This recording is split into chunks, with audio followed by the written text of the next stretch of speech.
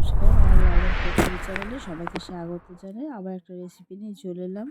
আজকের রেসিপি হলো, এখন যে লঙ্কা পাওয়া যাচ্ছে না, ঝাল নেই কিন্তু লঙ্কা ভাজে, সেই লঙ্কার চপ। তার জন্য প্রথমে আমি একটা ব্যাটার গুলে নেব বেসনের।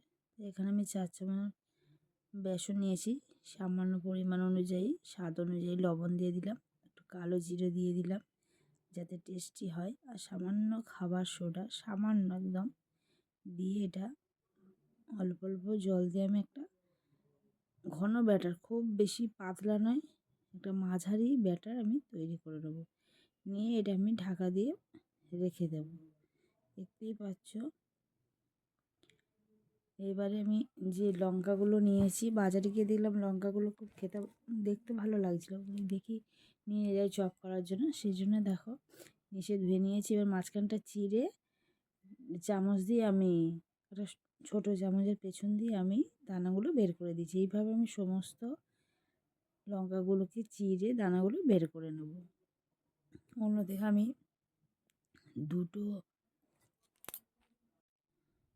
তিনটে আলু আমি সিদ্ধ করে নিয়েছিলাম, সেটাকে আমি গ্রেট করে নিচ্ছি। এখানে নতুন আলু নিয়েছি, দেখো আলুটা ঠান্ডা হয়ে গেলে তবে গ্রেট করে নেবো। এবার খোসা শুদ্ধই যেহেতু নতুন আলু, তাতে এবার কুচনো আমি পেঁয়াজ দিয়ে দিচ্ছি, আর আদা রসুনের পেস্ট আমি একসঙ্গে করে রেখেছিলাম, সেটা দিয়ে দেব এখানটায়।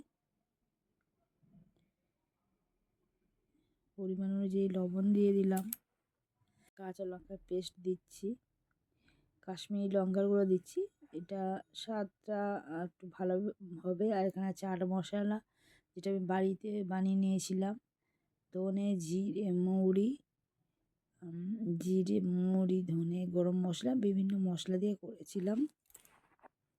বন্ধুরা, গলাটা খুবই খারাপ অবস্থা। এবার দেখো, এবার যে আমি কাঁচা লঙ্কাগুলোকে চিড়ে রেখেছিলাম, তার মধ্যে দেখো এরমভাবে আমি যে মিশ্রণটা করেছি সেটা দিয়ে দেবো। এটা তোমরা কষিয়ে নিতে পারতো সামান্য তেল দিয়ে করাতে, কিন্তু এটা আমি কাঁচা এটা তেলে আমি আলাদা করে ওই আলু বা পেঁয়াজগুলোকে আলাদা করে আমি এটাকে ভেজে নিইনি, একেবারে ডিগলি মাখিয়ে আমি এটাকে দিয়ে দিচ্ছি।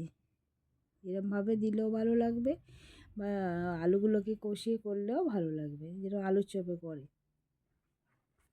ভাবে আমি সবগুলো লঙ্কার মধ্যে পুরগুলোকে ভরে নেব, দিয়ে ভালো করে দেখো সাজিয়ে নিয়েছি।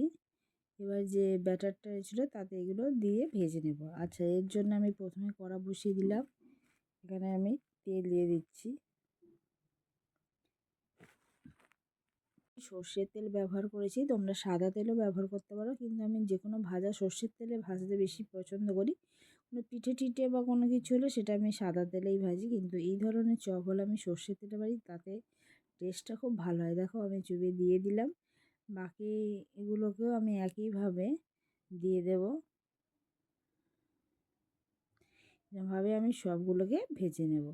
দেখতেই পাচ্ছ একসঙ্গে তিনটে দিয়েছি, যদিও তোমরা আমার কড়াটা ছোট ছিল বুঝতে পারিনি, তা আমি একসঙ্গে তিনটে ভেজে, অ্যাকচুয়ালি দুটো ভাজলে ভালো হতো। যাই হোক, এরমভাবে আমি সমস্ত লঙ্কা চপগুলোকে ভেজে নেব। তো বন্ধুরা, এর আগে একবার ভেজেছিলাম, তবে লঙ্কাটা তখন আর একটু লম্বা লম্বা ছিল, এটা একটু এর মতো ছোটো টাইপের, খুব বেশি বড় না, মাঝারি টাইপের। যাক, এরমভাবে সমস্ত লঙ্কা চপগুলোকে আমি ভেজে নেব।